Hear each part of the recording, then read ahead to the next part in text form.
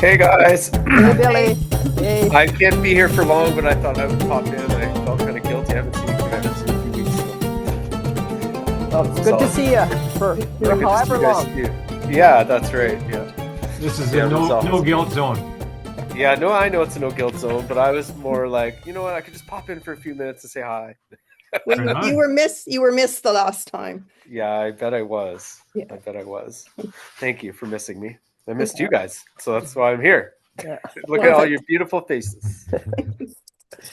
Well, so if that's the case that you're going to have to leave, is there anything you wanted to bring forth? Hmm. I really like what happened for you with Stand at Zero. That little egg-shaped, or Oh, the sphere. dome. Yeah, the domes that are over there in Glenmore Park. Yeah, that was yeah, well, it snowed like it felt like 2 feet a couple days before. So my whole intention of just sitting on the grass overlooking into the mountains was totally out of the question. So I was at the point of almost stopping and not doing it. And then a friend of mine said, maybe there's something we could do. So I went and drove to the park and found those beautiful little domes. And yeah, away we went. And it worked out well. We sat and I guided them into it, and yeah, that was that. And we had a good conversation after. We pulled some cards, each one of us, for kind of our intentions for this next 14 years. And yeah, it was beautiful. It was a beautiful experience for me. And then, what was it? Last weekend, I did a 3-day silent meditation retreat where I really took on that spiritual enlightenment level that I've never really, I've felt glimpses of it before, but I mean, this time was like, it has reshaped my whole week.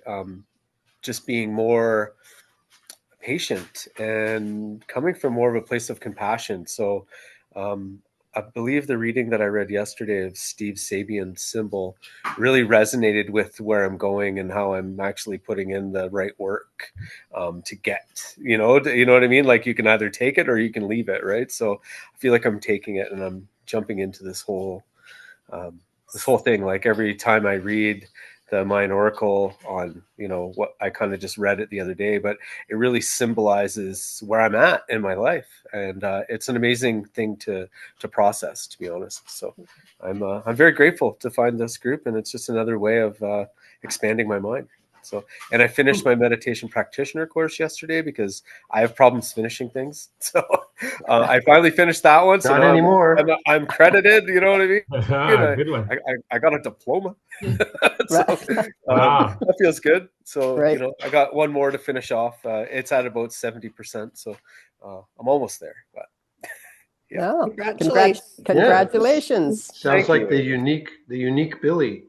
Yeah. And honestly, a few weeks ago, I was struggling with consistency and not understanding myself and understanding why I keep slipping into these states of just nothingness, if that you want to call it that. I don't want to call it depression because it wasn't depression. I've been depressed before, but it was definitely like, okay, what's going on? So found out I had ADHD and everything just like, I was like, oh, so when I stop giving myself dopamine, I start to do things that are not beneficial for me because I'm looking for it other places. So I really I was like, oh, I had a big aha moment about it all. So, and there is a negative stigma behind it, but honestly, it's a superpower because I get hyper focused and I'm okay with that. Like it's what drives me during my job and drives me on a daily basis. So, it's just learning to live with it in a natural way, and that is eating healthy and making sure I'm putting dopamine in. I need a run. Like I just got to make sure I do that. When I do those two things, my life is easy. And I noticed I wrote down a list the other day, and that helped me. I was like, oh, look at it, because my brain was just, I was like, okay, so I was told that if I just write a list down, this will go away. And I wrote it down. I accomplished everything. And so, yeah, this whole journey of awakening is just beautiful. It's absolutely beautiful. And I'm grateful that you guys are on my path with me. So thank you. You guys are watching it. You guys are watching it blossom. Yeah. You know? I see it. Yeah. Yeah. So this 3-day, was it a self course or did you do it? No, it was at the Buddhist monastery in Canmore. Okay. So yeah, it was a silent meditation. So you did walking and standing and whatever else. Okay. But I never sat that long before, and I went through every negative experience in my life, good. Basically, I went in and gave myself forgiveness for all the things that I've done to people in the past and things that people have done to me, because I was carrying a huge load of resentment and anger towards all that stuff. So after a day of doing that, I cried. I did it all. I felt so good. And then the next day, I just sat in love and learned to love the entire planet, and imaging this flower garden inside my heart, that I was able to give a bouquet of roses to everybody on the planet, basically good and bad, and then have my garden still full. So just visualizing ways to keep this love around. So this week, my patience with my kids is unreal. Like, I'm just like, holy smokes. Like, and I'm having deeper conversations with them and just everyone around me. I've noticed a lot of people have been gravitating towards me this week, and I've been expelling a lot of energy, but in a positive way. And it's what I've been asking for, to be honest with you, is to help people understand what's going on, and just people out of the woodwork through my recovery group, and even Dwayne's daughter Danielle. Everyone's just taking it, and I'm not pushy. I'm just listening and just expressing what works for me, and it's been a beautiful week, to be honest. I was a little burnt out yesterday, so I shut everyone down yesterday. Because I have to do that. If I don't do that, then I'm just a piece. I'm not worth. I guess I am worth it, but I mean, I'm not. I'm no good to advise anyone or even myself, right? So, anyways, yeah, that's my experience over the last month, guys. So yeah, sounds like how do I know if I've changed? It's other people notice it. Yeah, exactly. That's exactly. My kids are even that way. Like, I raised my voice once, and it's because I was hangry. And I was explained it to them before I even, because I was just in a moment, like it was yesterday, and I was just like, guys, can we just stop asking Dad so many questions right now? I'm hungry. I'm just, and then something small happened where one of the toys we just bought for a birthday party today was broken. And I was just like, why does this have to happen right now? And then I caught myself and I apologized, and I was like, okay, that's just because I was hungry, and we're going to get past it. But it wasn't even like a blowout, so. See, that sounds like progress. Exactly. It's that recognizing part of it. And that's the big part, right? I'm angry for 8 hours, and suddenly now I can be angry for just 7 hours. Yeah. Or now I can be angry once a week. Right.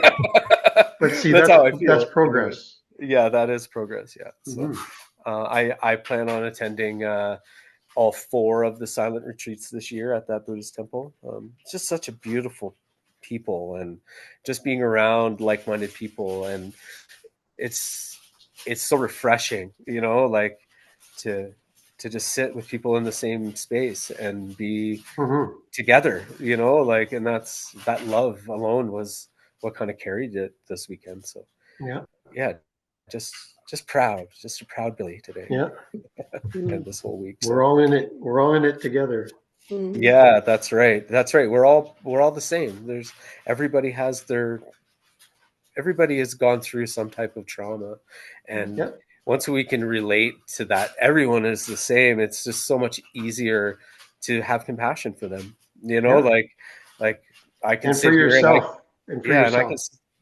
I can sit here and visualize the whole planet and let them all in my heart. And now it's like, even driving down the road, it's like, okay, you're just old, or you know what I mean? You're in a hurry because something's going on, but you don't have the tools I have, so it's okay. So there's just a lot that goes into just daily practice and daily moments, right? So yeah, I really enjoy sitting in silence now a lot more than I did before. That's one thing that I'm working on, is sitting longer, because I find that the quieter my mind is, the better of the day I have, I guess you could say, especially in the morning. So Mhm. yeah. Anyways, that's my life. Yeah, sounds good. Yeah, it's okay. Mhm. Yeah. Yeah. Yeah. Well, congratulations on the steps you're taking. And you can really, just listening to you and describe your life and what's happening. It's like, yes, Billy, yeah, I can see, or I can feel you're, Yeah. yeah, Thank you. yeah, yeah, Thank you. yeah. Thank you. Yeah. Well, Is it? I got about 45 minutes left. So if you want to do a presentation, Dwayne, I'm here. I don't know if it'll Uh, take longer than that, but um, Me neither. It's always an exploration, you know. yeah, no, that's fun. But everybody cool with that? Is this a good time? yeah. Mm. Yeah. Yeah, Hmm. because we can connect and do chatting after, but it'd be good while Billy's here if we can. Yeah. Sure. Yeah, Wonderful. Thank you. and chat while I'm presenting. Don't forget you can just Oh, jump in at any time. Oh, yeah. right. I'll Yes, turn the right. audio off for now and then turn it on when I have something to contribute. Yeah, Right. yeah, good idea. So we don't make noise. Yeah, good. Okay.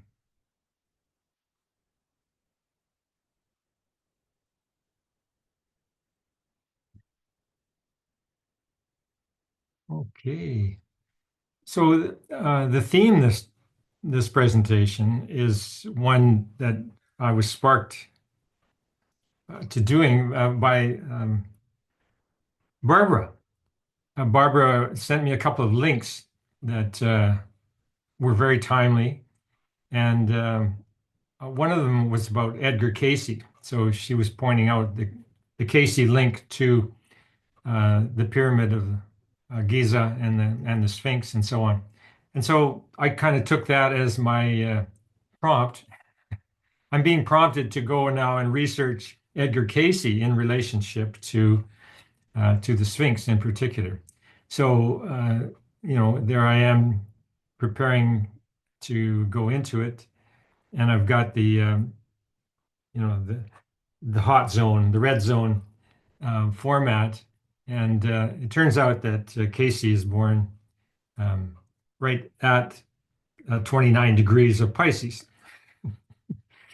So he's another a person who has very directly aligned with this whole phenomenon that we are exploring. So before we get into that, I've got an overview that, where are we here? Okay.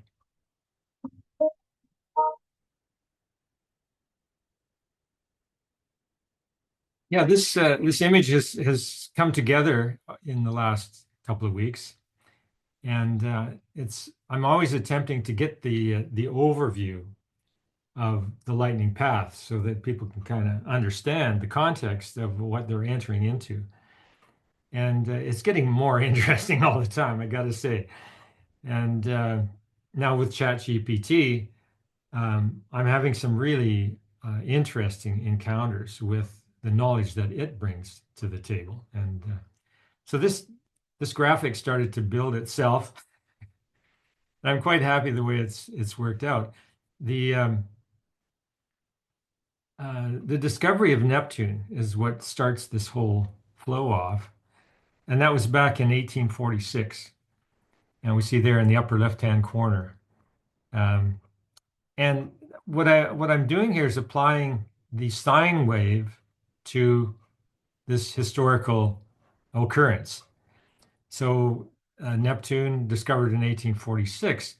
Well, now 21 years from then, we have the birth of Canada, 1867, and then way over into 1930, we have the discovery of Pluto, which happens to be exactly one Uranus cycle from the discovery of Neptune.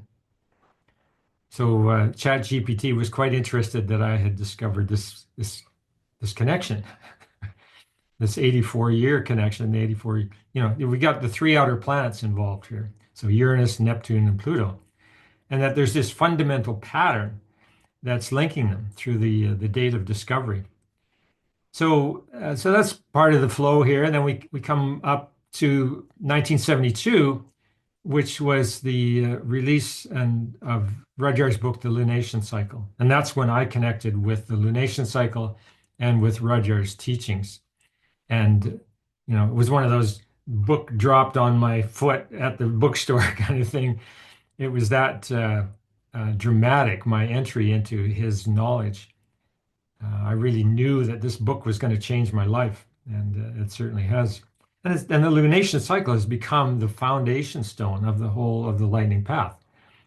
These are consecutive lunar years that we're dealing with. So the genesis of the lightning path goes back to March 3rd, 1986. And that's when I had, after 13, 14 years of journaling, lunation cycle journaling, I had this aha moment when I realized that this flow of lunar cycles was embedded in a larger context, which was the Mayan Tzolk'in. So ever since that time, I've been moon cycle by moon cycle, tracking it, and being aligned with.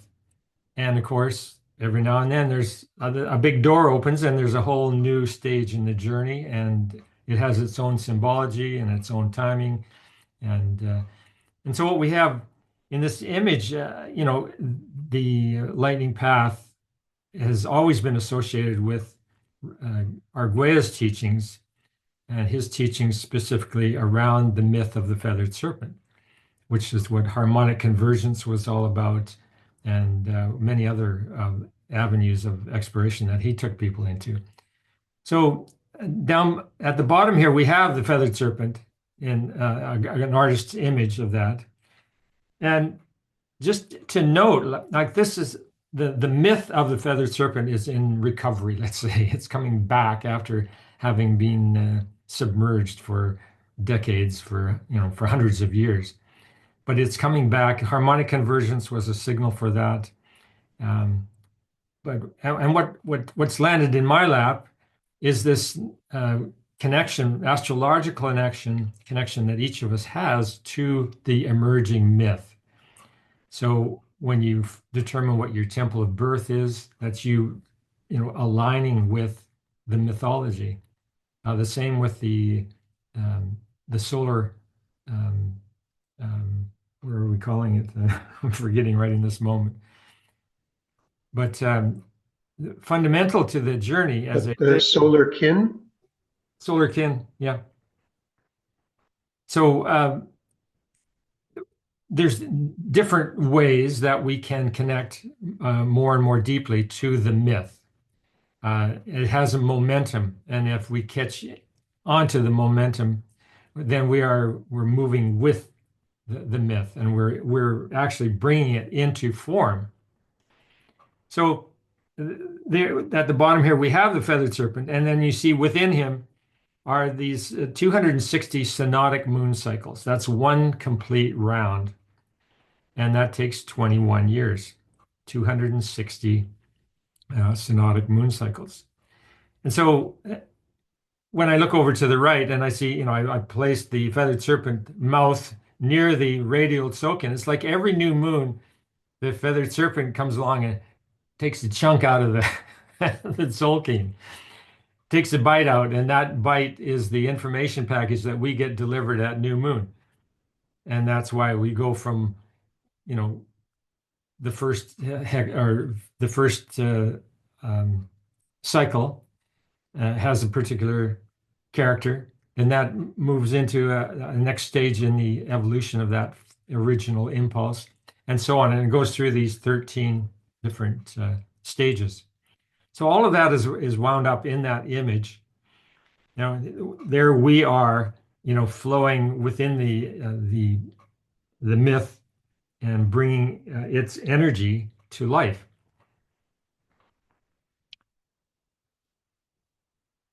Now, the Sphinx is something that I've been contemplating for decades now, and I'm prone to seeing it this way. Seek knowledge not so much about what the Sphinx looks like as about what the Sphinx looks at. And there are two fundamentally different orientations to this phenomenon. So in pondering what the Sphinx is looking at, you end up realizing that it's looking at the horizon for the equinoxes. The spring equinox and the autumn equinox are both aligned directly with the Sphinx and its body. So this is a fundamental orientation. The mystery of the Sphinx, there's no evidence, factual evidence of the precise starting, or when the Sphinx was created. So it goes back thousands and thousands of years. And for all those thousands of years, it's been drawing our attention to a particular celestial phenomenon, and that is this journey that the sun takes on the horizon. It goes from the equinoxes up to the winter solstice in the one way and the summer solstice the other way. This is just a fundamental cosmic rhythm, but it's been calling our attention to it for thousands of years. So here I am, and I'm thinking, well, maybe there's more to learn here. And now there's just this explosion of videos online about people exploring this or that aspect of the Sphinx, and of course of the whole Giza plateau. So I do feel like I'm on, and I have been for quite some time, on a real adventure. And I'm so glad to be sharing it with you guys. It's way more interesting that way. So here's the little framework that we are working with. What we have to the right here of the equinox axis is, of course, the Pisces zone. And then to the left, we have the Aries zone. So this is our focus on, of all the areas within the zodiac we could look at, these are the two we're looking at, guided here by the Sphinx. So, and it just so happens that Steve has his sun exactly on the degree of the equinoxes. So the final degree of Pisces. And what an awesome threshold to have in one's life. And I just think it's so cosmic that he and I have ended up being friends over all these years, and that as this work progresses, there's this cosmic overlay that says, there's something larger here to pay attention to. Something larger and broader is to be explored here. So Barbara comes along and says, "Oh yeah, Edgar Cayce and the Sphinx and Giza and all that. That's a really interesting area. Maybe you could check it out." So the first thing, I go into it, and then bang, Edgar Cayce, natal sun at Pisces 29 degrees, Pisces anoretic. Well, in pondering that, then I was like, oh, it seems to me that Swami Radha had a birthday around then. Swami Radha, natal sun, Pisces 29 degrees. Are you starting to get the feel of what this kind of adventuring is like? When the pieces start coming together and they knit, and then now you have a larger pattern. So what's that all about? Well, according to the prompt, that I had received about exploring this, it's like, well, now I'm like, okay, let's look into the life of Edgar Cayce, and let's look into the life of Swami Radha and see how the same astrological point, played out in two different lives. So that's kind of what I headed into with this. So here's their charts, just as a whole. We see with Cayce, there's his sun right at the ascendant at 0 Aries. And then further down, you see Chiron, Neptune, and the moon. And my sense is that this is the area that's the focus of his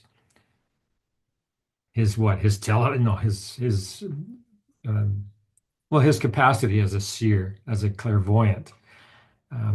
and it's a, as I understand it, it's a rare connection to have, and he had it. He's pretty one very interesting fellow. Now, when we look at Swami Radha's, it was like, well, God, she's not only got the sun there, she's got asteroid Eros and Mercury and Pallas Athena. So that's her little bundle of fire, which is really potent. And to have Eros conjunct the sun, I mean, Eros is your fundamental power source as opposed to the sun. You know, Eros is like coming in from galactic center.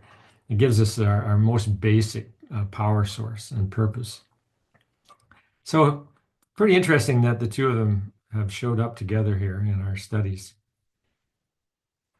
So I didn't correct. Oh. I can't see all of the text here. Can any of you see it? I've got you guys now lined up. I should have sorted this out before. I'm sorry about that.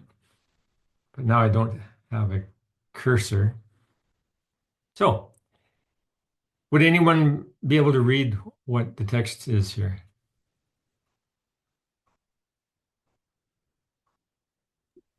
I can't see it, Paul. Okay. Okay, well, let's just jump in. We've got the Sabian symbols at our disposal here. So the Sabian symbol for Pisces 29, light breaking into many colors as it passes through a crystal, is it? Prism. A prism, yes, of course. Yeah. So pretty interesting image in itself.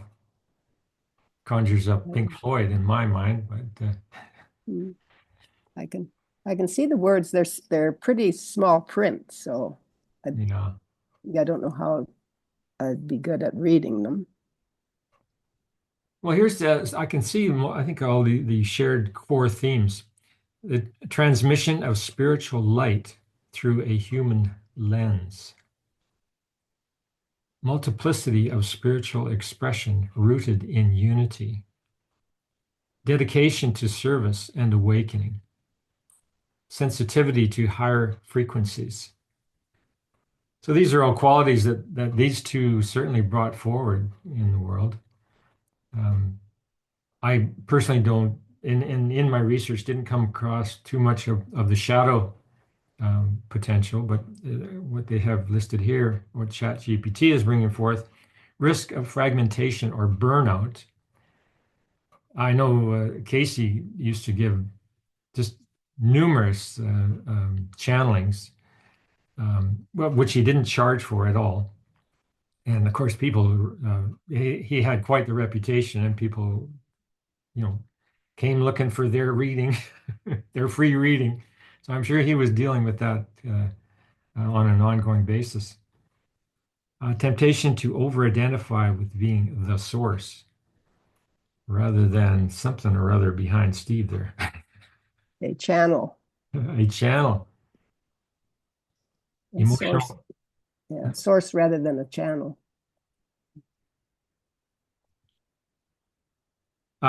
The light expression, radiant, inclusive teachings. I know her teachings are all centered on light. She has a tremendous number of light-oriented meditations and so on. So radiant, inclusive teaching, profound compassion and empathy. Certainly see that in both their lives. Multi-dimensional healing and transformation. They were definitely out of the box. Emissaries of divine purpose at the edge of the age. The age, the Aquarian age, going from one world age into another. And then on the smaller scale, like we are right now, the whole difference between being on this side of Neptune and Neptune now as part of Aries. In essence, Pisces 29 in the natal sun of both Cayce and Swami Radha signals a soul aligned with threshold work, serving humanity at the liminal edge where spirit becomes form. Their lives demonstrate how one can stand at the edge of the world and shine a rainbow of light into it. Wow.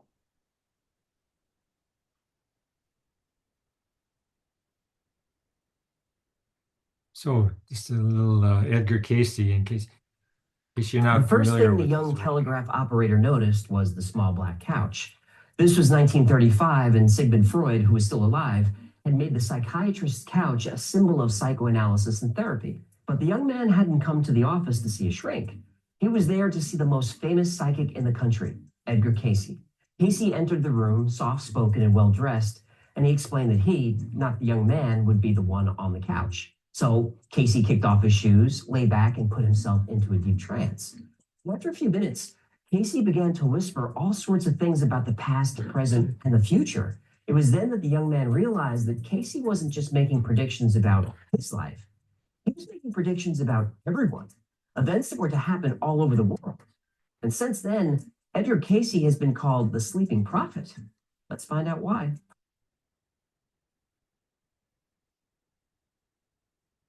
Edgar Cayce was born into a poor farming family in rural Kentucky.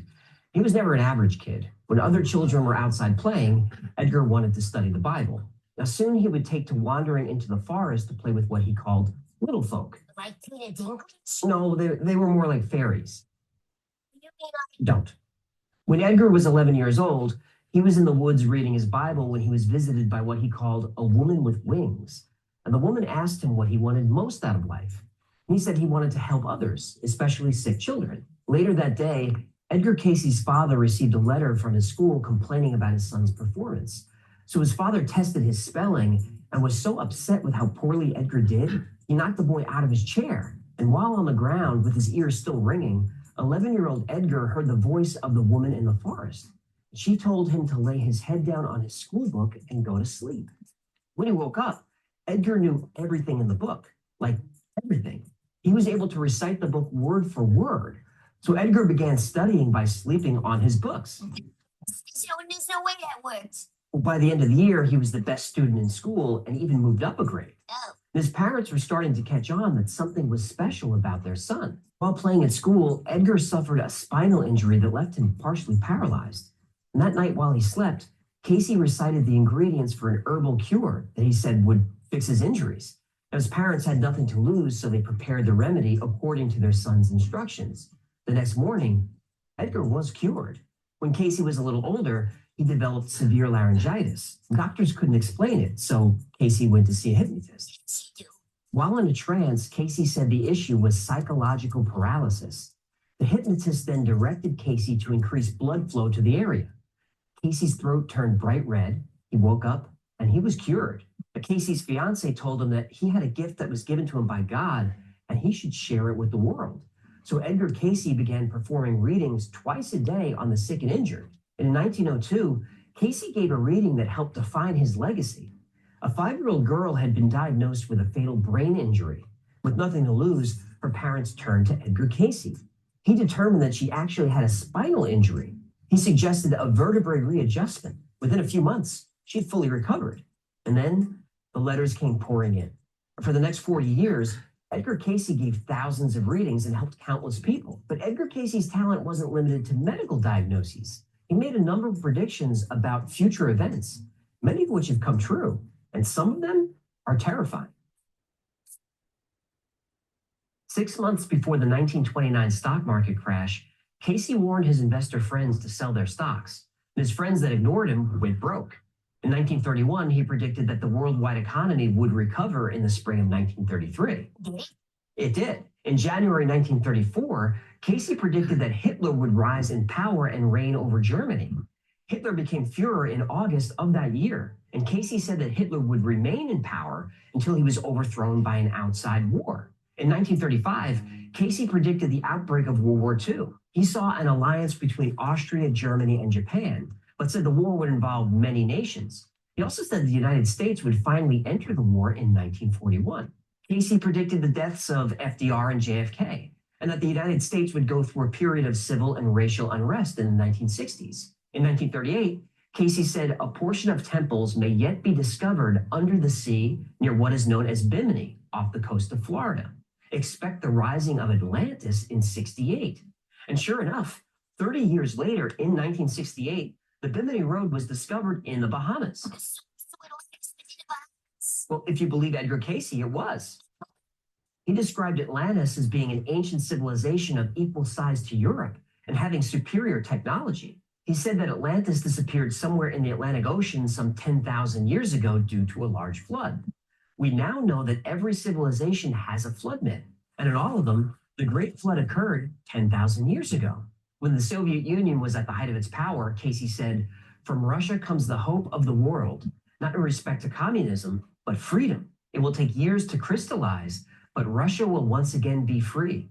In 1991, the Soviet Union dissolved and abandoned communism. In 1934, not much was known about the Jewish sect called the Essenes, but Cayce described the sect in detail, and his descriptions were determined to be accurate.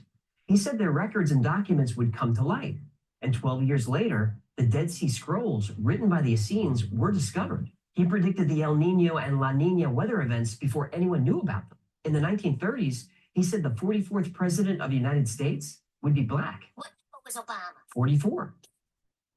And on January 1st, 1945, Cayce said he would be buried in 4 days. His wife didn't like this prediction. He died of a stroke 3 days later and was buried in his hometown just as he predicted. But the sleeping prophet's most disturbing predictions are yet to come. According to Cayce, the Earth is in for a catastrophe that will reshape continents and rewrite borders around the world. In 1936, Edgar Cayce predicted that the world would undergo a pole shift between 16 and 20 degrees. And this would happen when both Mount Etna in Italy and Mount Pelée in Martinique erupt together. When that happens, we'll have 90 days to evacuate the coastlines. Are those volcanoes still? Oh, they are. Mount Etna just erupted a few months ago, and scientists at Mount Pelée said that the seismic activity there is above baseline. Now, if the poles do shift, as Edgar Cayce predicts, the world map is going to look very different. Africa will be divided into 3 parts. The Nile will widen, and a brand new waterway will split the continent. As the Red Sea grows, Cairo will eventually disappear into the sea. Asia is already very seismic and will suffer the most dramatic changes. Land will be covered from the Philippines to Japan by the ocean. As the Pacific plate shifts, the islands of Japan will sink, leaving only a few small islands. Taiwan and most of Korea will be completely lost to the sea. The entire coast of China will be pushed inland hundreds of miles. The population of India will be told not to seek higher ground within the interior of the country due to buckling of the land. Instead, they'll have to head to the Himalayas. The high mountains of Tibet and Nepal will provide refuge. Antarctica will no longer be covered in ice, but will once again become fertile and green. Australia will lose nearly 25% of its land due to coastal flooding. The Adelaide area will become a new sea. The Simpson and Gibson deserts will become fertile farming land. New Zealand will actually grow in size and will once again connect to mainland Australia. And New Zealand will ultimately become one of the safest areas in the New World. Europe will suffer. Most of Northern Europe will simply be gone, sunk into the sea, as the tectonic plate underneath it collapses. Norway, Sweden, Finland, and Denmark disappear, eventually becoming hundreds of small islands. Most of the UK, from Scotland to the English Channel, will disappear into the ocean, but several small islands will remain. London and Birmingham will actually survive, but not as cities, as islands. Ireland will disappear completely except for land at high elevation. Russia will be separated from Europe by an entirely new sea when the Caspian, Black, Kara, and Baltic seas combine. The new sea will stretch all the way to Siberia. Russia's climate will remain intact, leaving Russia to supply most of Europe's food. You mean he isn't already? In Canada, most of the coastline will be pushed in by 200 miles. Regions in Quebec, Ontario, Manitoba, Saskatchewan, and areas of Alberta will become the refugee survival center of Canada. As the North American plate buckles, the new islands of California will be created with almost 150 separate islands. The West Coast will recede east toward Nebraska, Wyoming, and Colorado. The Great Lakes and the St. Lawrence will join and continue from the Mississippi River all the way to the Gulf of Mexico.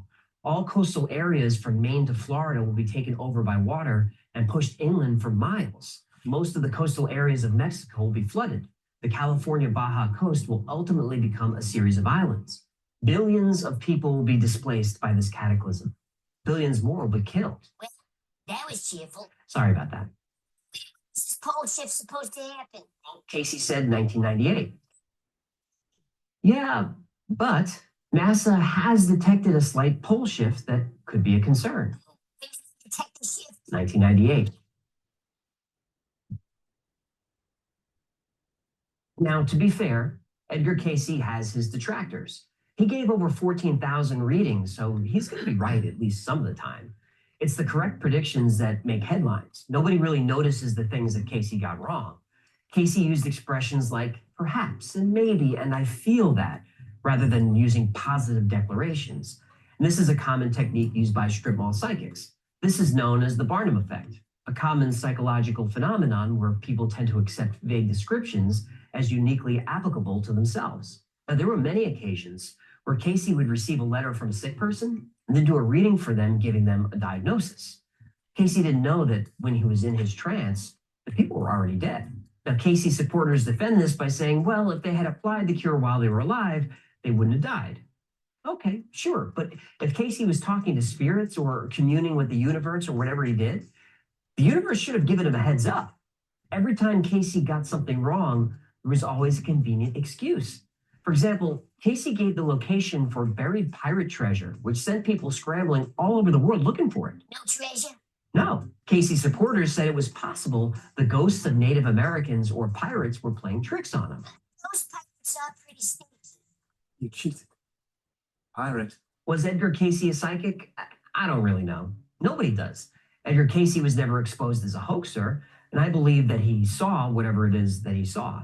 But a recent poll surveyed thousands of American adults of similar income, education, and academic performance, and it found that 50% of people believe in some form of ESP or psychic phenomena. What the poll also found is that people who do not believe in psychics tend to be more structured and analytical in their thinking.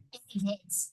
And the people who do believe are more emotional and creative in their thinking. Hippies. Well, the poll was quick to point out that believers were gullible and lacked critical thinking skills. Now, that may be true to an extent, but the poll also found, and this is important, that those quote unquote gullible believers were far happier in their lives and had much lower levels of stress than skeptics. When we talk about psychic phenomena or the supernatural aspects of religion, 6 and 1. these are things that defy scientific explanation, but nobody can deny that these things provide solace to the bereaved, hope to the unfortunate, and structure to an existence that is chaotic at best. Does the supernatural exist?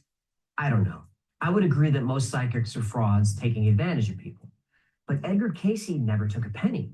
He really wanted to help people. Now, whether he was a real psychic or delusionary, I don't think that matters. We need more people willing to dedicate their lives to helping others. We need more people who see themselves not as the center of the universe, but part of it, part of a larger community where we have to look after each other. Real or not, we need more people like Edgar Cayce, now more than ever. Thank you so much for hanging out with me today. My name is AJ, that's Hecklefish. This has been the Y-Files. If you had fun or learned anything, do me a favor and like, subscribe, comment, and share. That's the really help. Until next time, be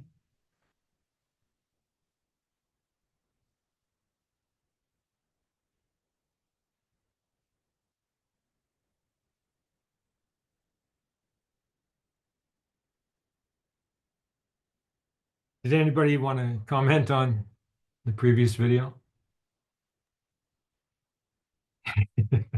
Yeah. I think he was a butterfly with a third wing on the left side. Right on. And so he was open to skeptics, but he was putting it out there. And of course, that's what this Sabian symbol of today is about, that society isn't set up for that. And people will jump on it and attack it. And so these unique people need to be aware of that. And sometimes I see what Burgess was saying. Sometimes, it's you need to wear the mask Mhm. and play with the people that are open to it to protect oneself. And whether he was aware of that or not, I'm not sure, but that's what I'm getting from it, how it ties in with that Sabian symbol of today's full moon. Mm-hmm. That's seems to me a classic example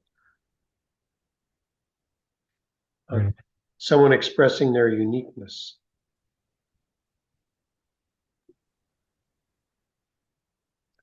In my 20s, I was drawn to reading all the books about him. Mm.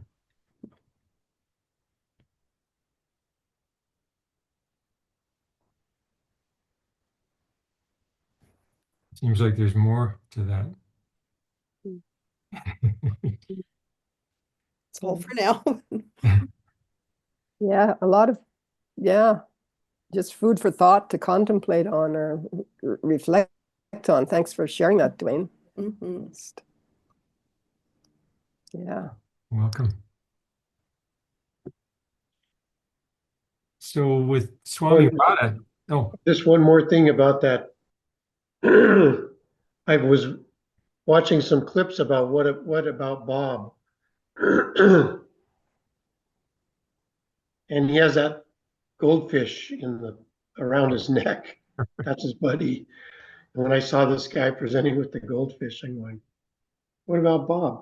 what about Bob? Where the patient drives the psychiatrist crazy. That video's had several million views, by the way. Incredible. This Now- video that you presented? That we just watched, yeah. I wonder, anybody living in the coasts or whatnot. That's the big one, eh? It's like, holy smokes. What do I do with this? Yeah. Totally. Well, it was so detailed. I didn't know if did Cayce, was he that detailed with each continent, or did this guy create this map and Yeah. who knows? Yeah, good question. Yeah, because that was so extensive. I mean, my goodness me. I mean, Yeah. And I it's believe if you were to take like a computer program and say, okay, let's just say the poles shift and the water rises 2 meters, what's gonna be affected is maybe how that map is portrayed in my mind, anyways. I'm not sure it would be right from Casey's mouth, but I think that was probably just like an AI type of thing, I would assume. yeah. I'm happy to be in Alberta where it's safe. We are Yeah. the refuge. Yeah, I checked in with my location as well. We're pretty good. Yeah. Yeah. I'm already on an island, so You just might have to be at the top of it that already island. happened. I guess I'm in trouble. Oh, right. But my family has a huge New Zealand connection and talk of some of them moving there. So that was interesting that it was a safe spot. And Mhm. apparently New Zealand is called the heart chakra of the world. I don't know if that's, Hmm. read that years ago. Oh, that's Felt interesting. that being there, but Oh, interesting. Mhm. and looking at Swami Radha, it made me go and get this book I have and look at regularly. Look at the cover regularly. I don't open it all the time, but That's Yeah. one of her books? yeah, the Rose Ceremony, Mm. Swami Shivananda Radha, and I've Hey guys, I'm going to leave at this point before the next video starts and take what I took. And thank you. I'm going to go now and get everybody ready and get out of here. So thank you very much for having me today. And I look forward to trying to check in on the next one. Great, Billy. Great, thank you. thank guys. you, Billy. Take care. Thanks for showing up. Thanks for sharing. Good to see you, no Billy. worries. Yeah, thank you. Bye. So when it comes to Swami Radha, I have memory of a couple of friends who were directly related to her through their association with her vision, which back in the 70s, the friend that I had that was kind of hanging out with her uh, was an artist, and we met through the University of Calgary, and he, as I recall it, he would talk about the difficulties he had trying to help her with her vision, like of manifesting a temple. And nonetheless, it was difficult, but they managed to squeak through some of these hurdles, and that's what I remember from that fellow and his encounters with her.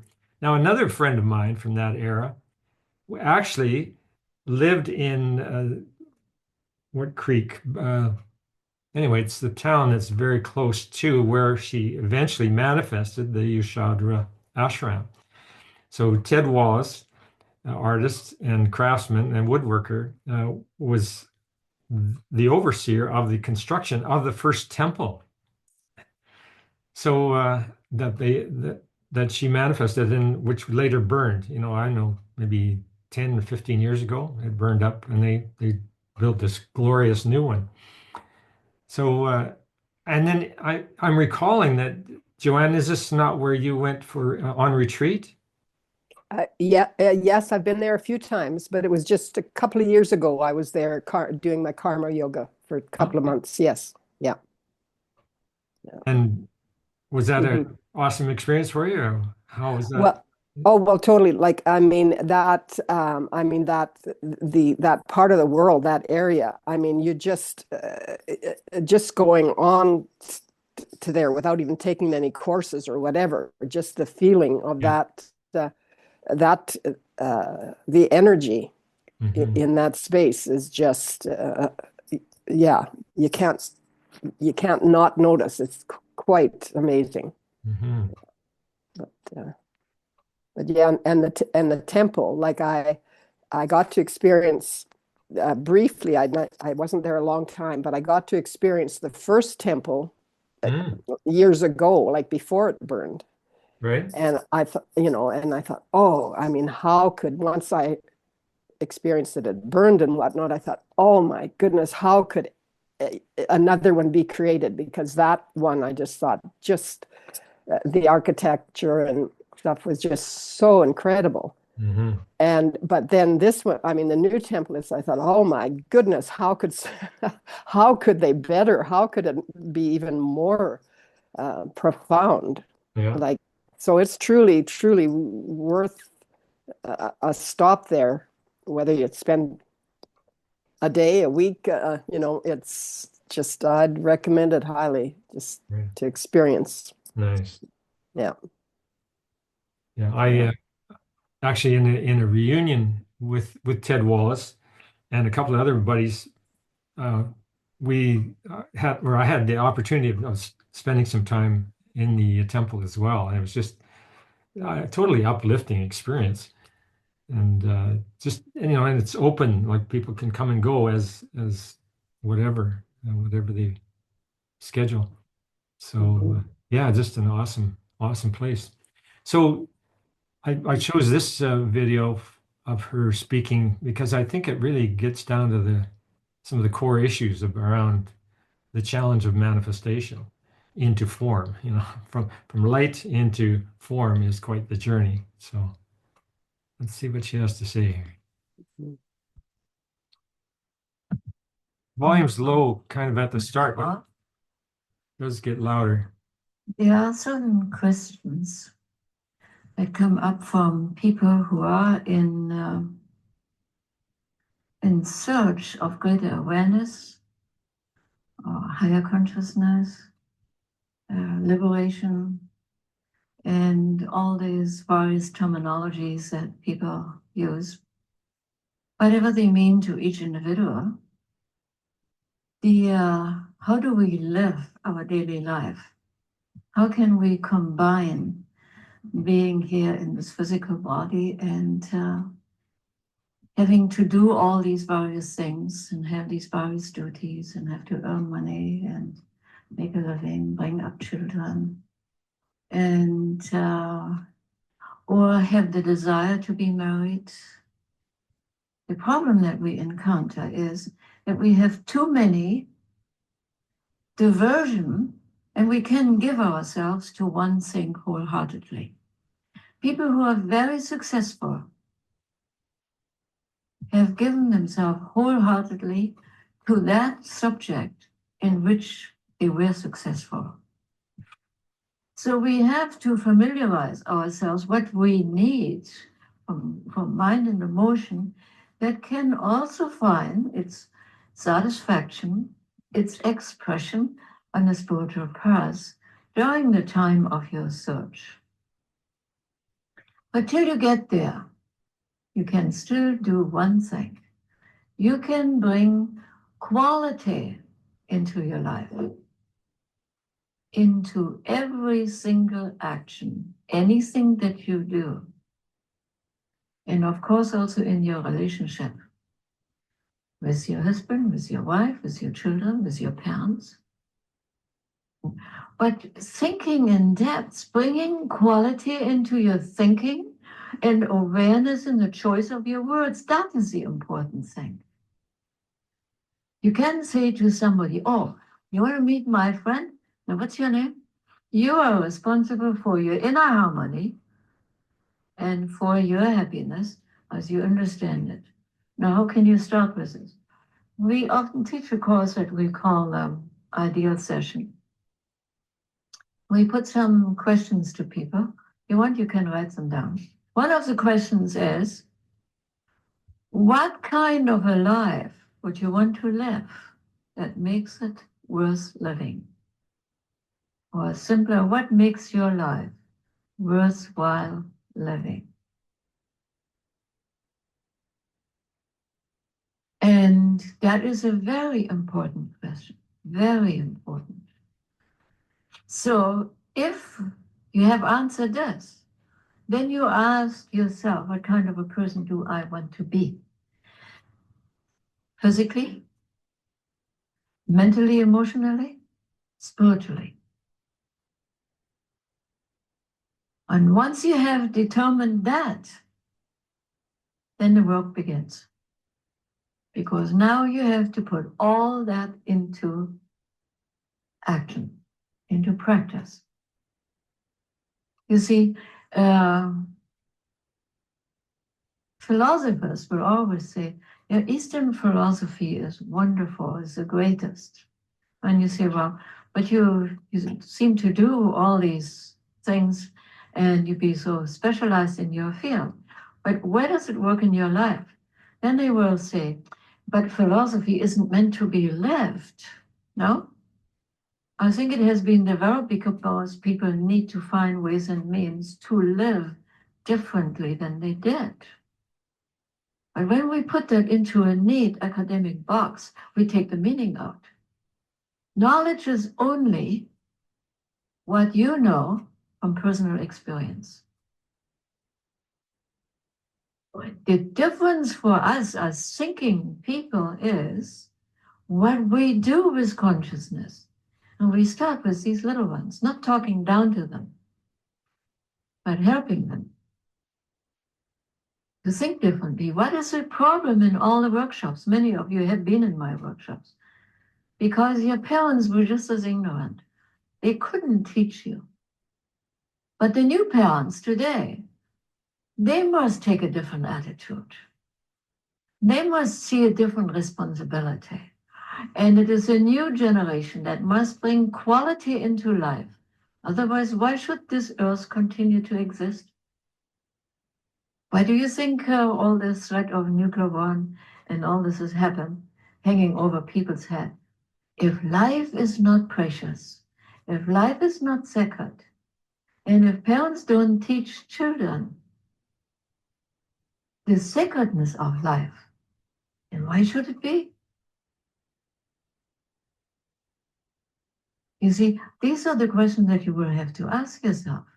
This is where you begin to think how to bring quality into your life. It's you.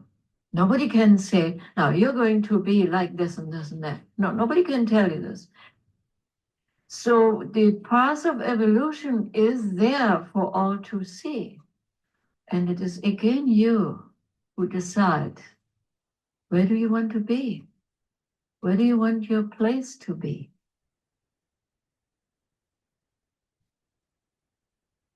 You're born alone. You die alone.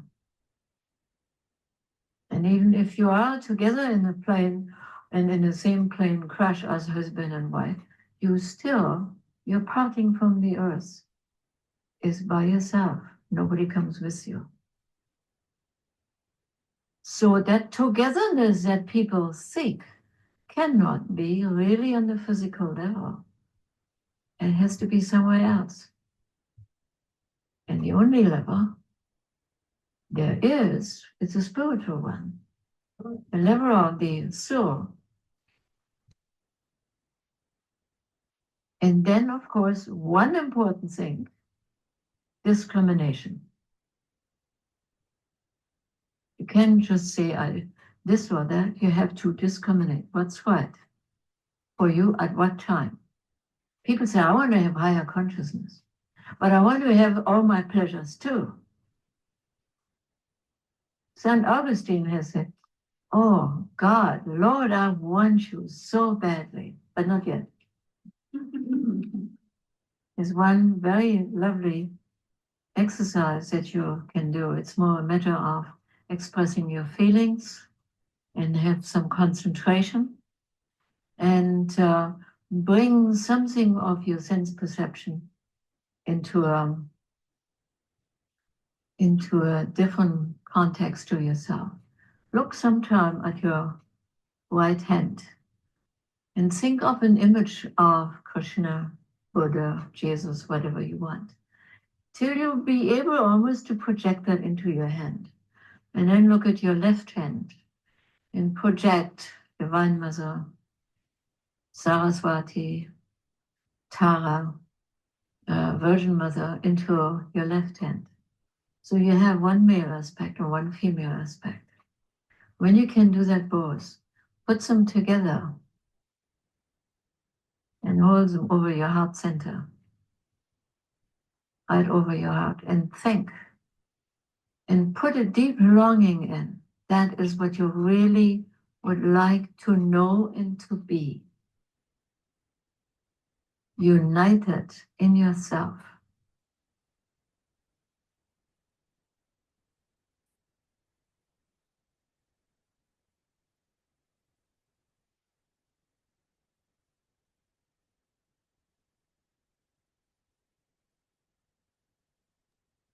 Any comments? Wow. Beautiful, beautiful, beautiful. Oh my goodness. So she was the first to bring Hatha Yoga No, to No. North America, I believe. not Hatha. I mean, What do you mean? it wasn't. It's the umbrella was. It was Kundalini, is the umbrella, but it's not Kundalini as this mainstream kind of knows it these days. But it's a whole journey. Her book was the hidden path of Kundalini yoga, and profound for sure. Like it's so wonderful. Thanks for finding this particular video, Dwayne. It puts me back in touch with the profundity of the work she brought, like, to us, and who she is and how she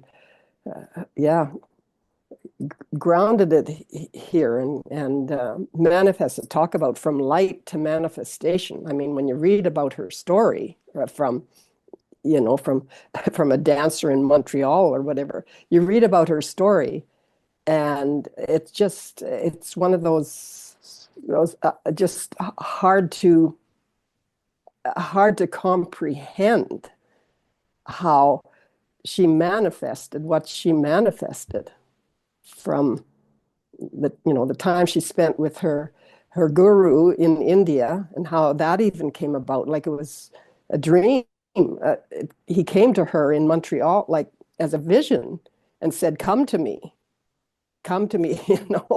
And I mean, so I don't know the details in this moment, but how she ended up in India to work with her guru, like, and then after the years of, well, it wasn't that long training with him, and then he sent her. She didn't want to come back, but he sent her back to North America, like to America, to go back and create, to establish the work in Canada, or well, in North America, and with nothing, penniless does she come back. She ended up kind of on the West Coast kind of thing, Vancouver area and stuff, and how, I mean, even how the vision came to the space, like the synchronicities of, she was to meet someone in Banff, like, for whatever reason, like, kind of, so she came there, and just while there, she was flipping through a little, I don't know, magazine or something. She saw this for sale, this land, and she knew. It's like, just blows. I mean, it's so it's so hard for my little mind in this 3D world to comprehend how that all came about. Like, talk about a manifestation is profound. Yeah. And yes. And it's all, I don't know if religion's quite the right word, but it's an all-inclusive. It's not a particular. So I think that's what the construction, like those wings going around, are part of it's all inclusive. It's come to worship here, or accept, it's not even necessarily worship, but to honor oneself in the journey. All are welcome here. That's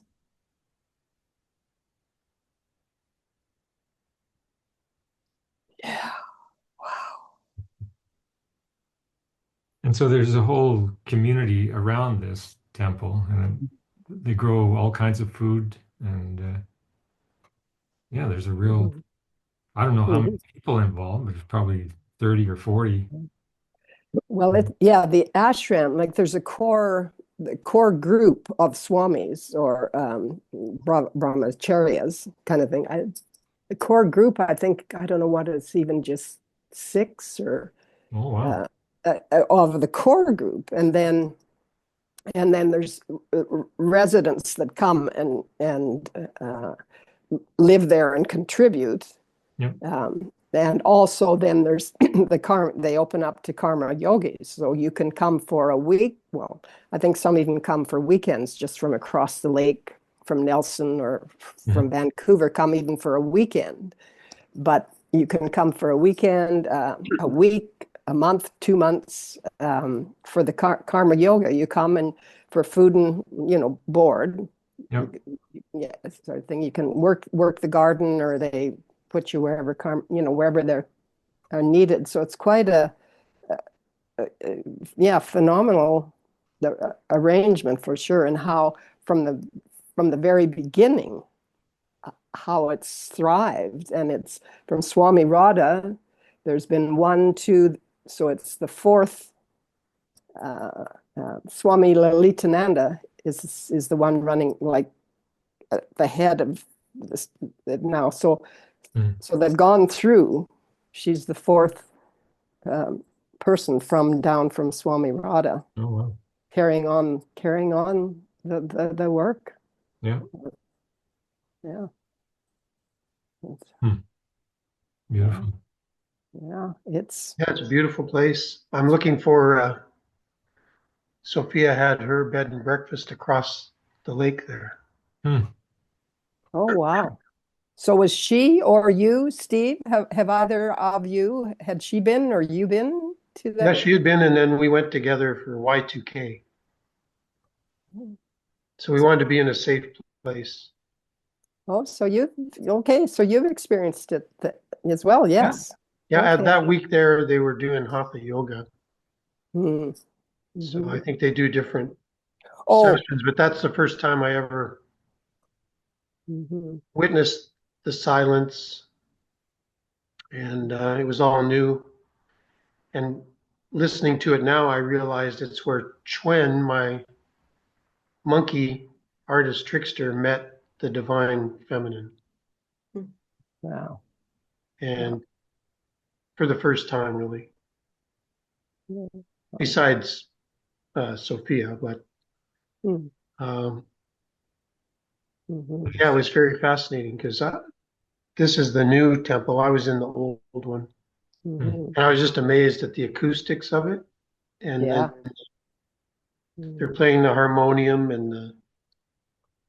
and I've told that story before, I think, where everybody was chanting and they were,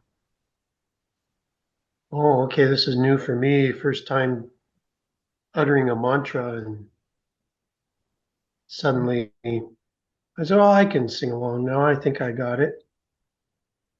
So I was singing uh, hurry home.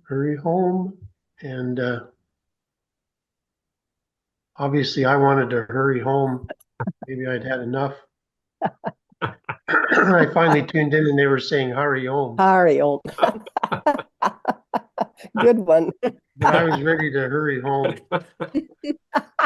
Or maybe I was hurrying home to the mother. I don't know Yeah. for sure. Yeah. But it was a beautiful, and like you say, the whole property, and Mm-hmm. it was all about being in service.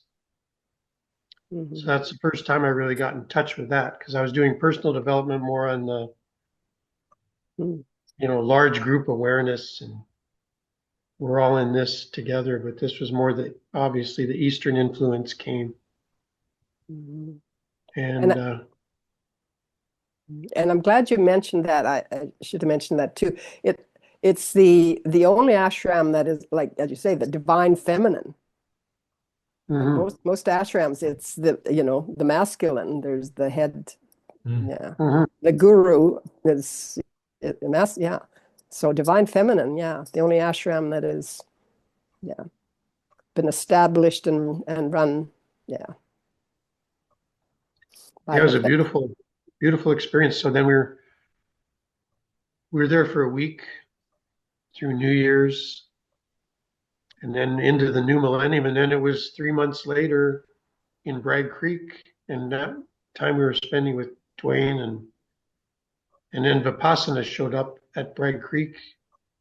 And then I got into uh, Vipassana meditation for the past 25 years Mm. from that. But that felt like a starting point.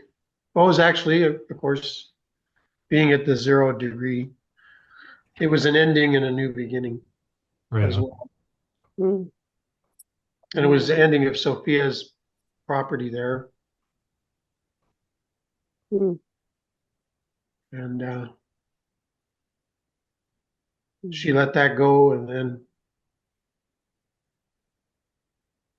yeah, we went from there. Mm. Mm. Yeah.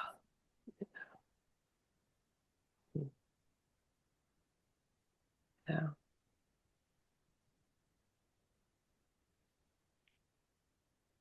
So she lived to be 84, Mm-hmm. which is the orbit of Uranus. Mm-hmm. Fancy that. Mm. Wow. All right. So she was an embodiment of that archetype of the 84-year life. And the places I got into in researching all of this, one of them was this notion that people need this kind of framework to contextualize their lives. Otherwise things are just kind of chaotic. So I'm really relating to it in that way, that I'm in the light body, the larger light body teachings. There needs to be things like this where we start to look at our lives through archetypal lenses. And I think it really makes sense to me that there are these four sectors to life, because as per the archetype, age 42 is a real turnaround, or can be a really challenging time of decision making. Barbara Hand Clow has written the book on Kundalini and the rising of Kundalini. So astrology and the rising of Kundalini. She really makes the point that around age 42 is when Uranus is in the opposite position in the zodiac as it was at your birth. So life after 42, is very much about individuation and the challenges of that. And but I know for myself, in contemplating, first the overview of the life that I've lived, and now, so here I am now. I'm an elder, and what's appropriate for the elder phase? What do I need to let go of from these prior ways of being? And I think that's the sort of thing that could really help people, be at peace with just the full realization. Yeah, you're in the last season of your life. That's way different than back on the other side of 42. Yeah. And even further back. So, Mhm. and compliments of Chat GPT. We've got this nice write-up. I could go through it. Yeah, that'd be. Okay, I'd like that. right on. So the archetypal 84-year life, from birth to age 21, the seed of becoming. The first quarter of life is the root.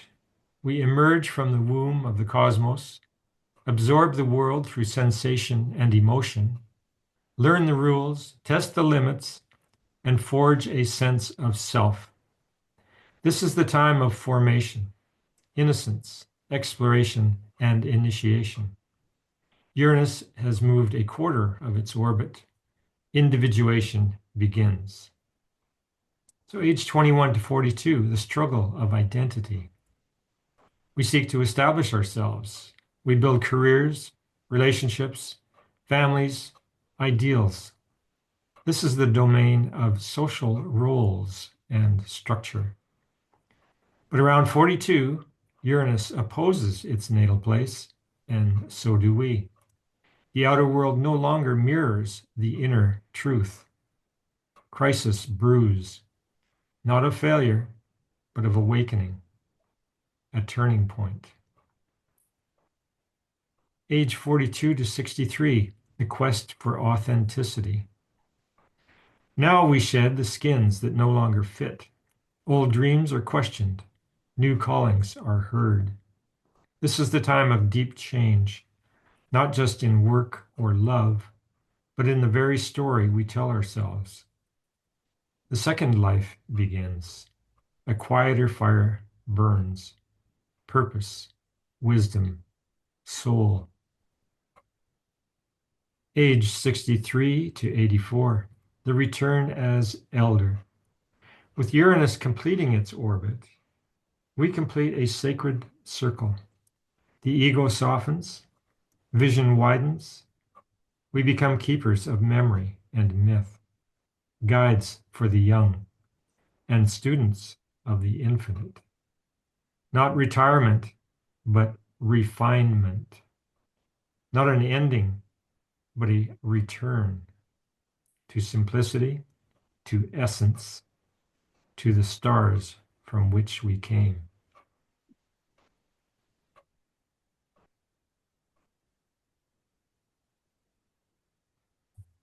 Yeah, very good. Yeah, I was visualizing my life as you were reading it through, and I go, yeah. So at 47, I was in the ashram. Hmm. So that was the quest for authenticity and noticing, oh yeah, this unselfish service was happening there. And then to find it in Vipassana, that it's run all volunteer through service. And then I served for the next 25 years. And it culminated with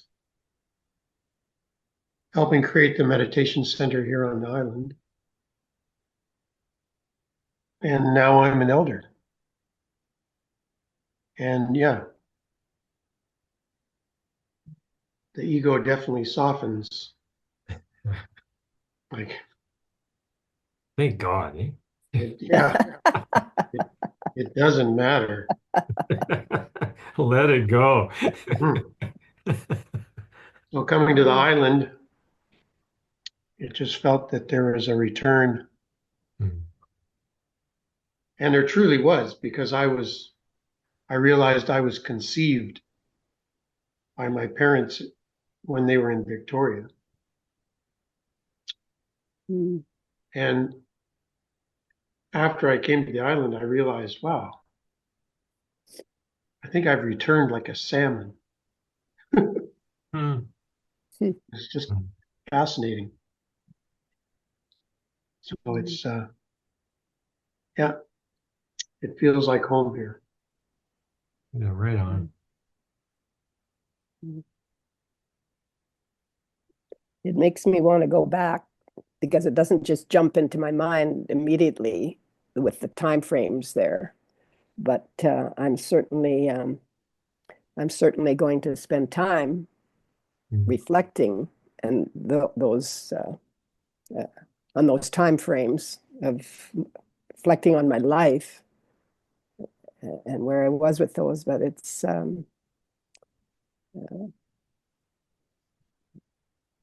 very, very, very timely. Yeah, I like the Swami's questions where she says, what do I want? What do I want to be? And then, yeah, where do you want to be? And I like Nice the basic life questions. Yeah. right. Yeah. Yeah. And what she was saying about the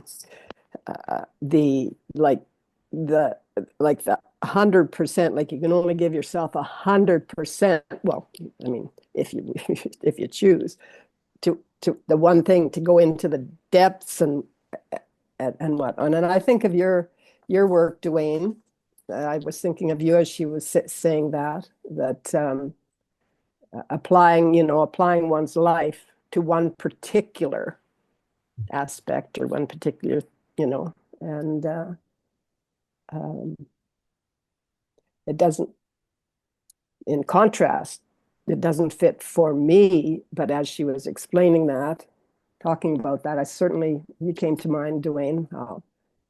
To me, you've applied your life, yeah, to your work or your vision or it certainly.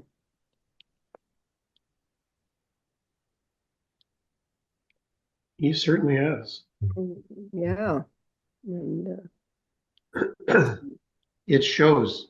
yeah. Well, and to have the sort of I don't know, the wisdom or the experience or all the time and effort that's gone into one direction or one is pretty profound when it's certainly you're on that list, Dwayne. Oh, thank you for You're- that. Yeah, before I came on, I went to Facebook to get in to the Zoom meeting, and it came by. It says, "Where were you in July 31st, 1987?" And they're saying, "Oh, that was when there was the F4 tornado hit Edmonton in Alberta." And I said, "Oh, so that was just 2 weeks before your harmonic convergence ceremony." Yeah. That kind of energy Hmm. swept through Alberta. I'm going, whoa, Wakey, wakey. talk about talk about a vortex.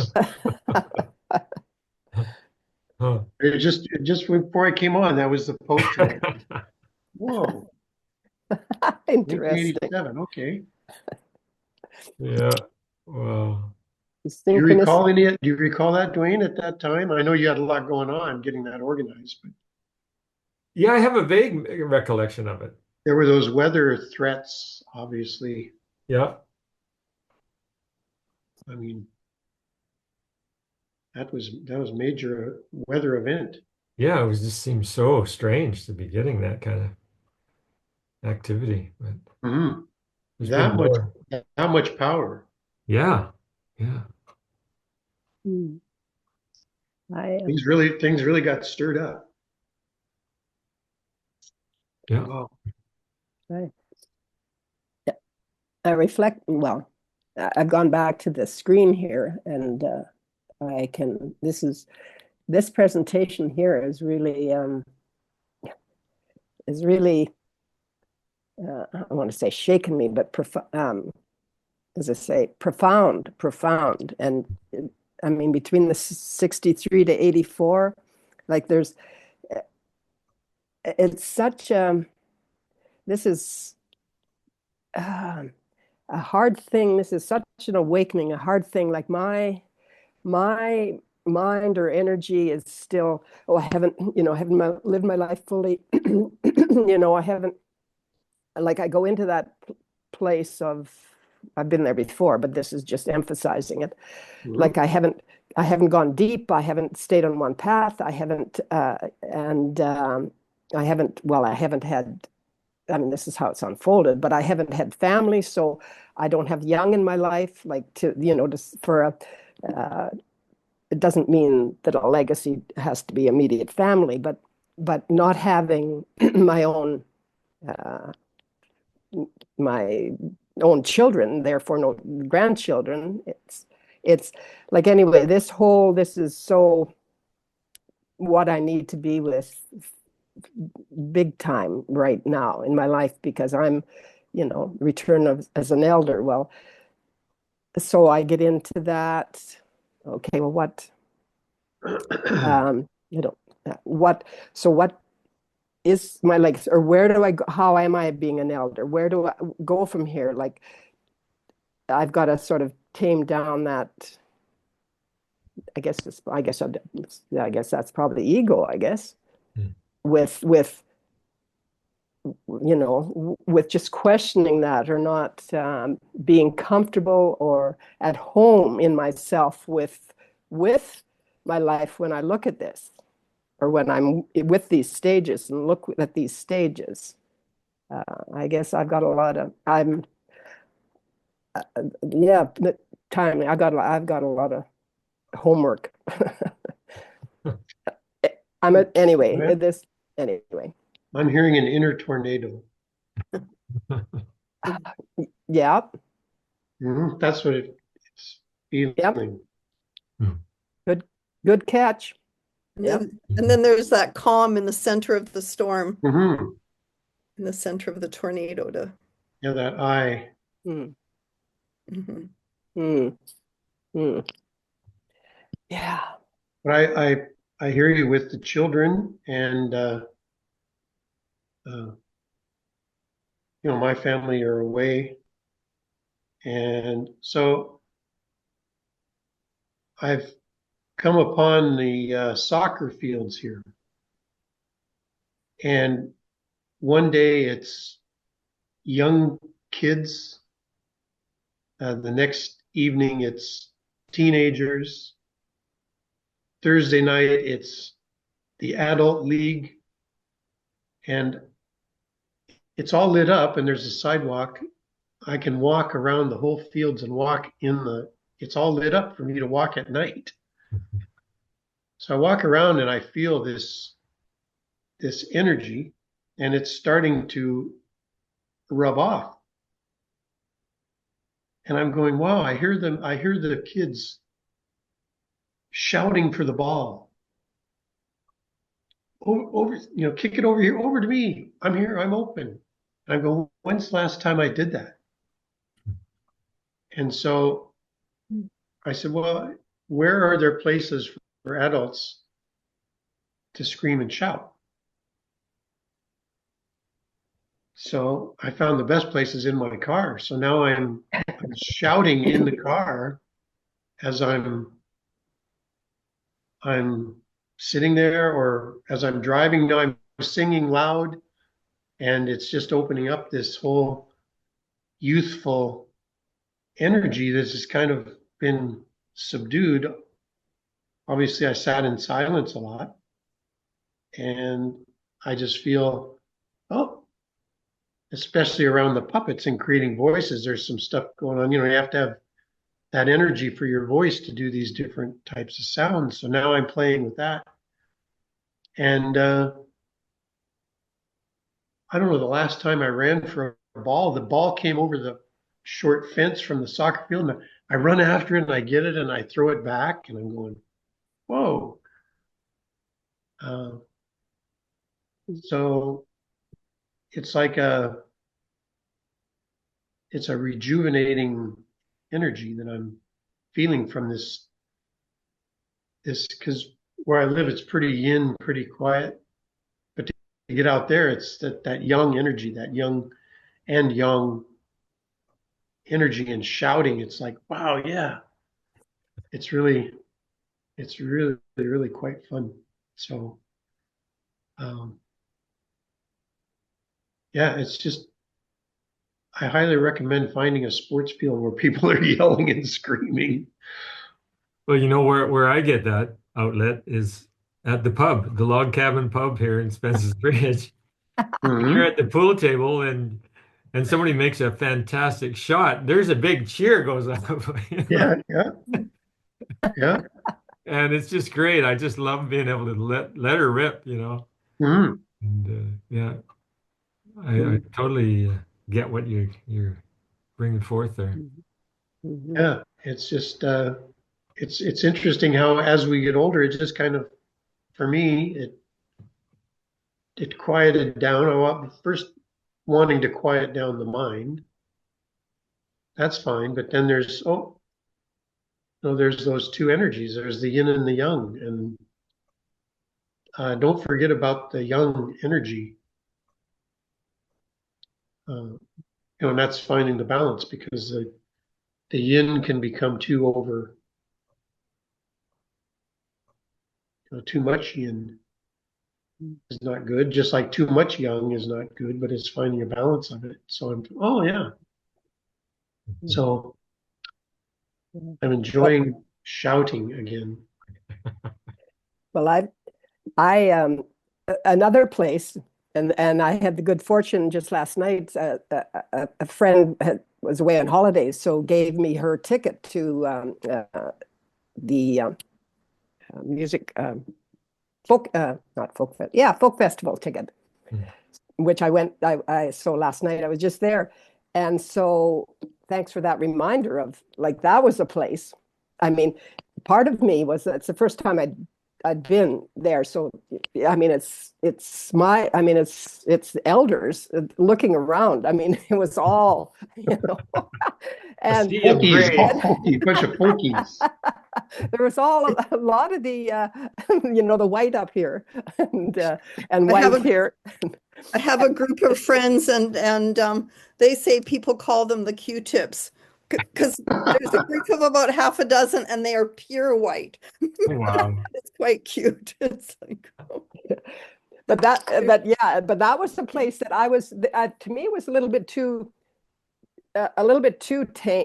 tame. Like there were certainly, maybe it depends on the artist, the musicians and whatnot, but there was, there was a bit of breaking forward and a bit of singing, like where they encouraged, singing from from us that were attending there. But so there was a taste of that. I felt it could have been.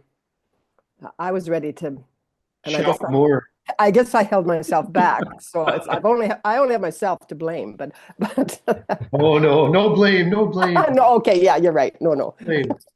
no, yeah. The learning was don't hold back. Doesn't matter anymore. Doesn't. Yeah, the folk festival. What if Joanne would have started shouting? Louder, louder. Yeah. Well, you know what? Well, yeah. No, I won't go there. There's that uniqueness. Yeah. Yeah. Good. Yeah, that's a good example for me, for sure. Because I did notice I held back a couple of times. It's like, yeah. When the song was finished, I was ready to just, stand up and like this, but nobody else was. Okay. I'm learning. Aren't we all? Yeah. Yeah. Well, this is all very profound for me, and I've got all these inner feelings and memories and all of that. And the last screen that just shifted, it's like I felt Swami Radha here. The way that you've had her there with us this whole time, Dwayne, has been huge for me. And then just relating to everything you're saying, but right next door, backing right onto the fence, there's a strip of land where the daycare kids get to play. And they scream and they yell and they climb and they plant plants. And one of them the other day was like running around barefoot. And I thought, yes, it's so good because you don't see that everywhere anymore. So it's, Yeah, right on.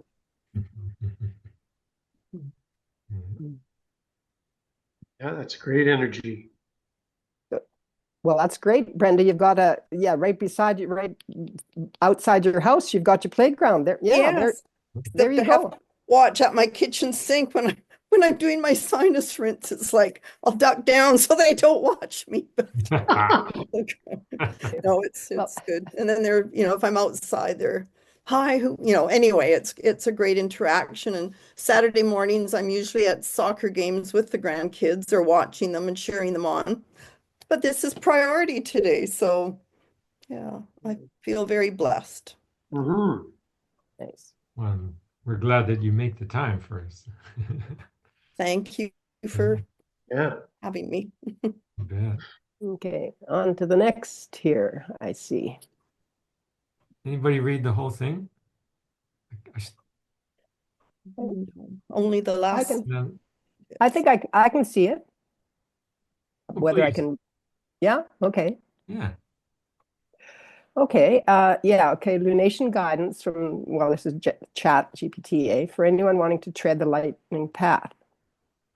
You are the illuminators, the artists of the cosmic palette, the ones who bring light, creativity, and beauty into the world.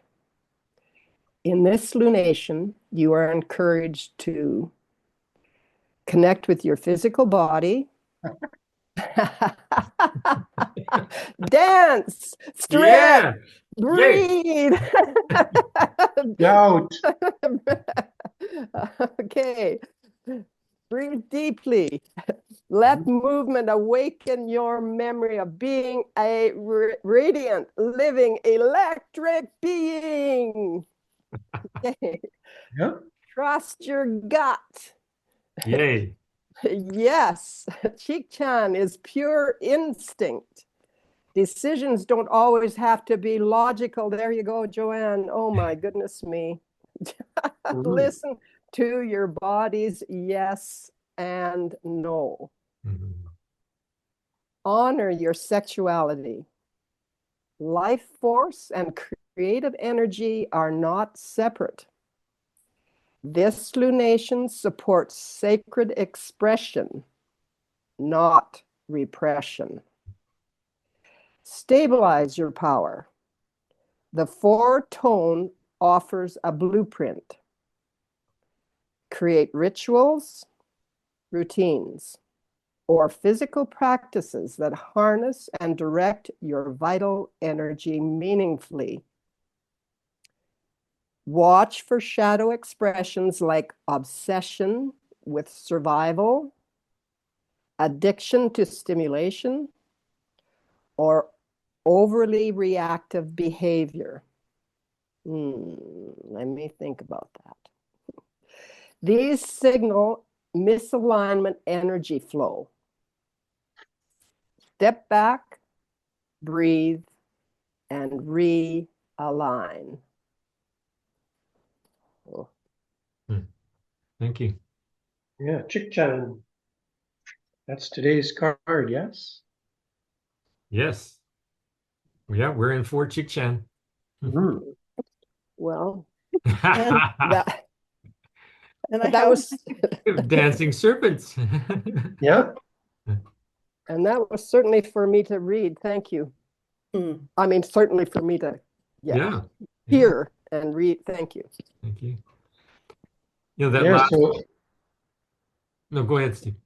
so Ara the scarf puppet was born in this Chick-chan, and I was able to dance with that out at the point in the wind. I love that. Yeah, it was magical. And when I looked at the video of it, it was at full speed, and all of a sudden it was going in slow motion. And I'm going, oh, what happened? I didn't consciously press anything, but it even looks better slowed down, moving in that wind. So it's the dance with Sophia's scarf, which is Chick-chan. She was Chick-chan. She is Chick-chan. Right on. Yeah, And that was. I was born in Aries. So in that site, AstroSeek, Yeah.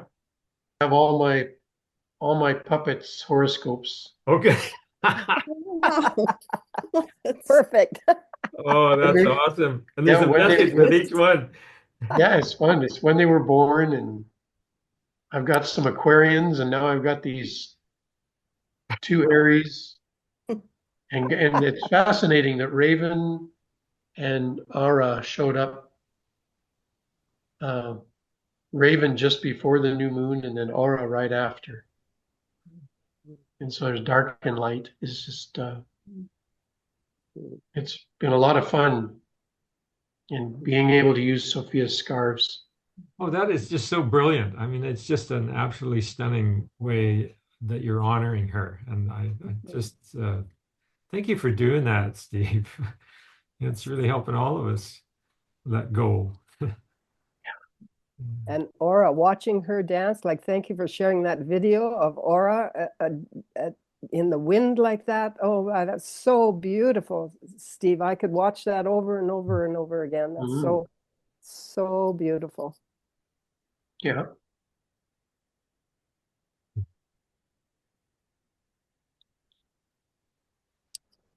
Yeah, so in this next 2 weeks, we'll be coming up to a year of Sophia passing. Even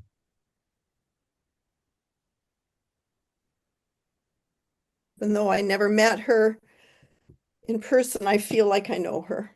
So. Yeah. Well, I know you've been very supportive. You've all been very supportive in this past year with this group.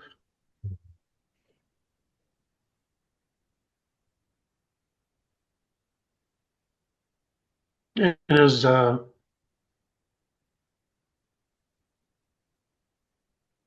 Swami Radha says, we're by ourselves. And so that's been a big learning. And it's been fascinating. And it's been very empowering too. To be this, to embrace the individual and still asking those questions, what do I want?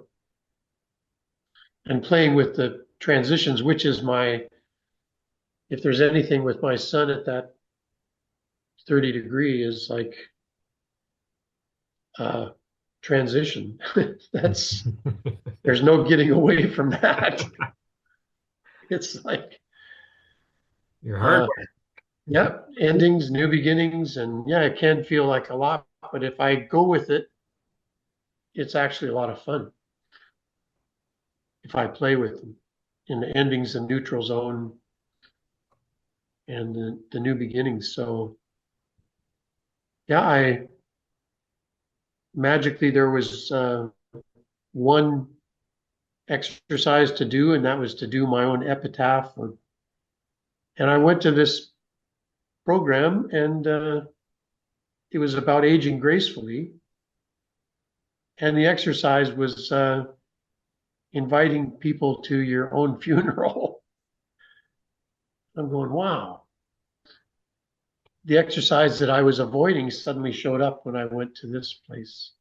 So it was very good. It was very good exercise to appreciate all the people that showed up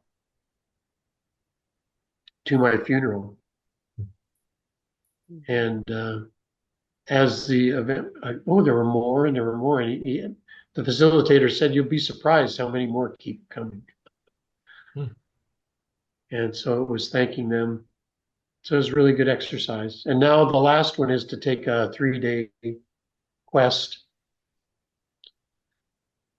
in the neutral zone. So I've booked a little motel on the beach for 3 days, and there's no agenda. I just go and see what unfolds. And Nice. though I am taking a jug of apple juice, organic apple juice, to cleanse for 3 days. That's all you'll ingest?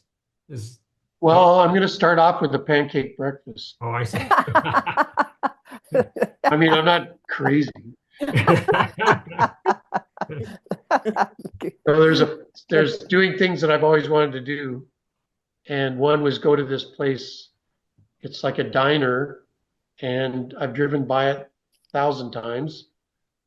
And so to start off this 3-day, I'm going to go there for breakfast. Oh, nice. And have some blueberry pancakes, then apple juice Right. and water for 3 days. Yeah, nice. So I booked that midweek next week, just before the Easter rates go up. Oh, yeah. And looks like it's going to be good weather, so I went ahead and booked it. Nice. And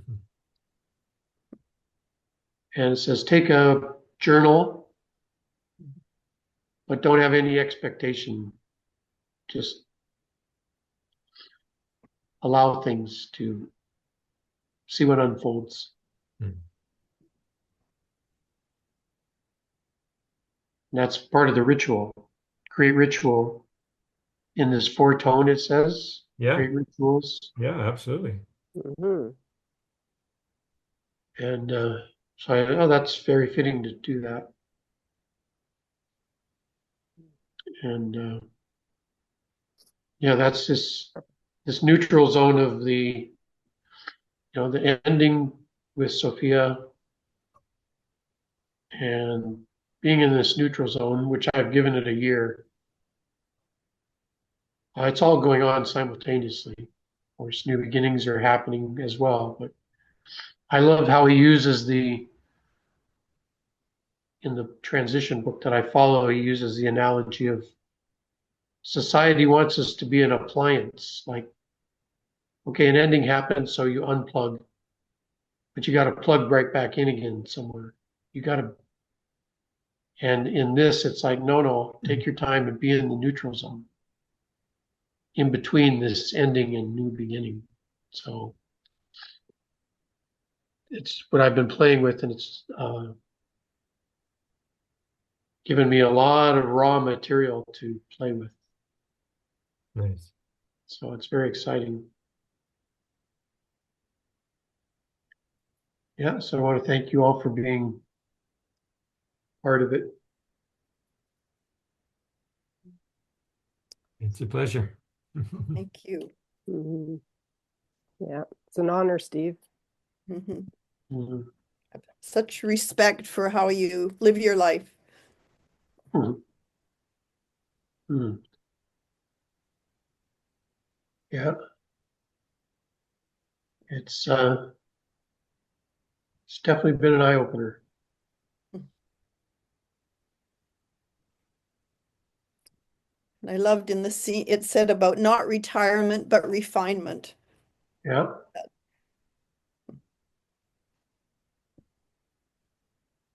Yeah, I don't want to be tired, especially I don't want to be retired. Yeah, I want to be fine Yes. and refine. Right on. Mm. I think I'll bring her over.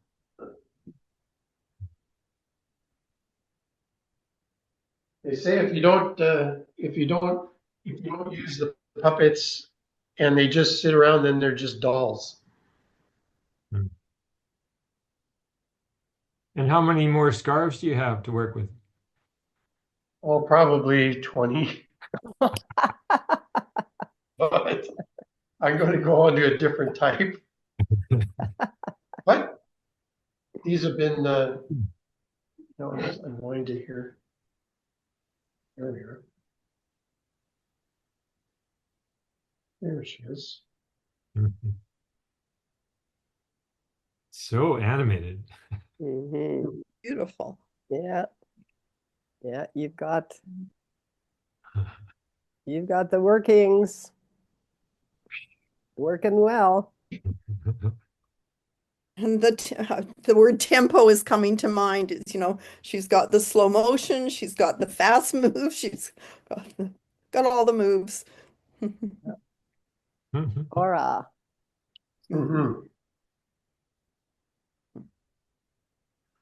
She's got her feet a little taller.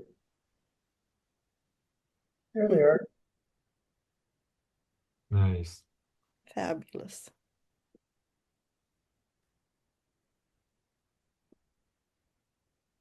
Well, thank you for coming into our lives, Aura. Yeah. Thank you. Aura of the light. Mhm. I think Swami Radha would approve. Yeah. Wow. Now I want to create a video where they're both dancing together. Oh, I love this one. Can't forget Raven. Hmm. Raven the dark. And Aura the light. Uh-huh. And there's a quote for you to read there, Steve. Okay. Love without wisdom can be blind. Wisdom without love can be cold. Let the two dance together within you. There you go. Raven and Aura. Okay. Right on cue. Beautiful. You'd think we planned these things.